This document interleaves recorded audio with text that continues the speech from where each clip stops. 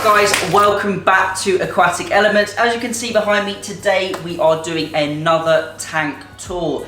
Now this is actually one of my customers' aquariums. For those of you may or may not know, I run an aquarium and pond maintenance and installation company in Surrey, which is just to the south of London for our international viewers. And this is one of my regular clients. This is a mixed reef aquarium. Now for the eagle-eyed viewers, you may notice that I've actually featured this tank before. I think it was probably around 6 months ago, but I thought it was time to do a little recap video on it just to show you what it looks like. And if you actually look back at the previous video, you can see how the tank has changed. The corals have grown and we've made a few changes with stocking as well. Now there are quite a few fish in here, but they are hiding a little bit because they're a little bit scared of me waving my arms around in front of the aquarium.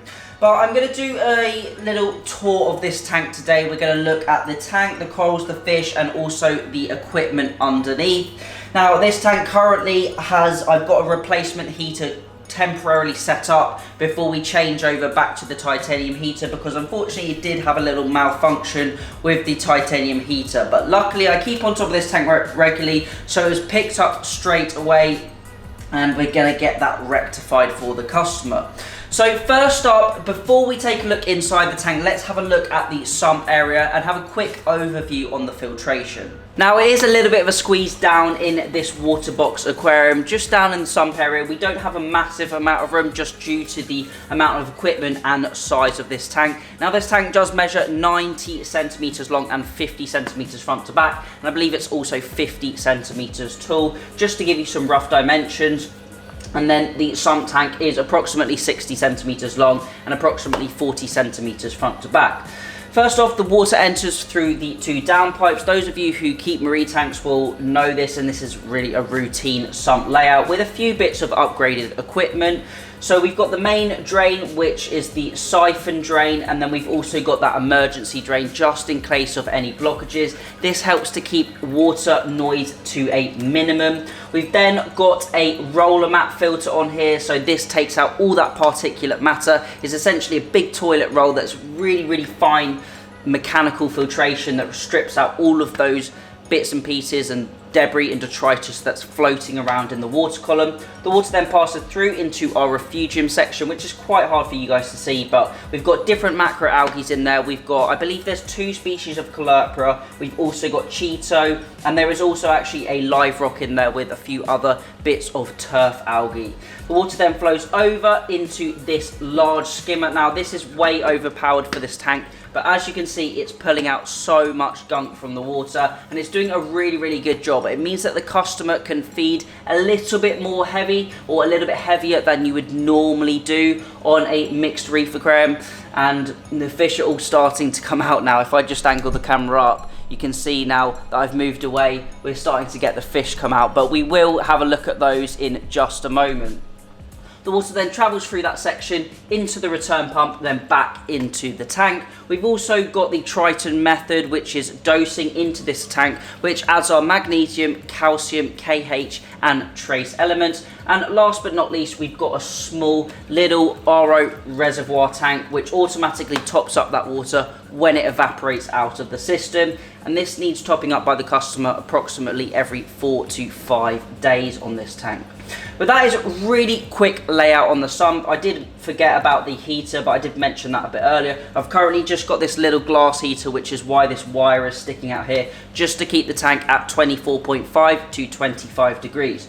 But I'm just going to shut those cabinet doors, get those shut, and let's take a look at the fish and corals in the display tank. We are now back up at the display tank and we've got a few different fish in there. I believe the customer wants to add another 1 or 2 fish to the system, but they're really getting quite close to my recommendations for capacity, especially with the number of corals. It's always a little bit of a battle fighting those nutrients, but we do have a really good refugium and the AI Fuge light, which is lighting that, providing really good growth to the algae in the sump. Now, equipment-wise, we've got two AI Nero wave makers, one on the left and one off the right of the tank. That's providing a nice flow coupled up with that return pump from Tunzi. And then we've also got an auto feeder at the top, which gives the fish pellets twice a day. And then the customer supplements that with frozen food and nori for the herbivorous fish.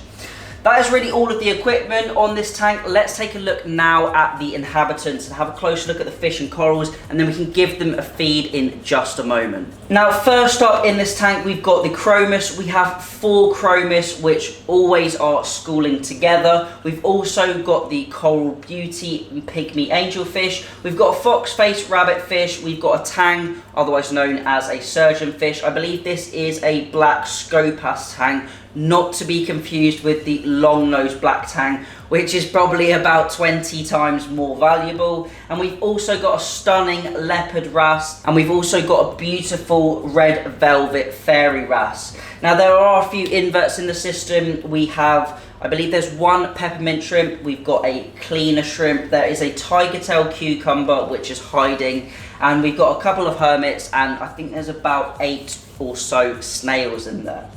Now, moving on to the corals, as you can see, we've got mostly softies on the left side of the tank, following into our Euphilia garden in the middle, and then the right hand side is going to become a torch coral garden with a few softies littered on the right hand side.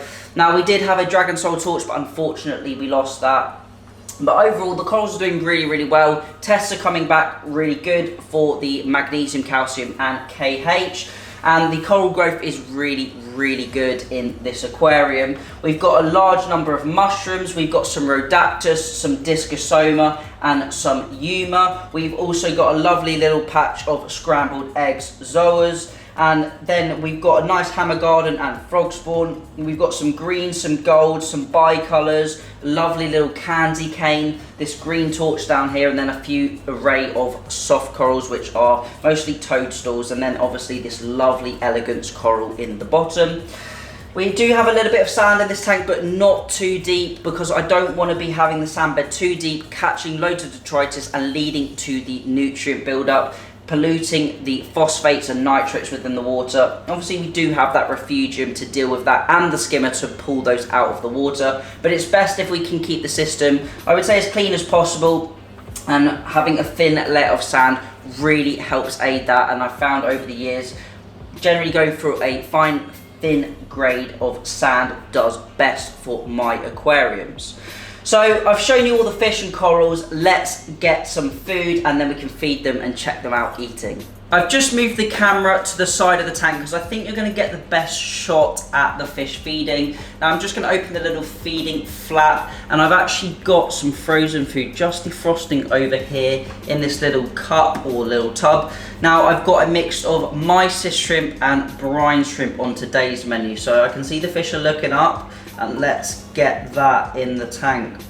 So you can see that the food disperses throughout the water and the fish go absolutely crazy for it. They're a tiny bit nervous because I'm standing right in front of the tank, but they're all starting to come out now, and any of those leftover bits of food go into the corals, and the Euphilia tend to catch quite a lot of the bits of frozen food that I've just put in, and it does go very, very quickly. So don't think these fish are being starved. They get 2 frozen cubes every day and sometimes nori, and then they're also getting the pellets twice a day.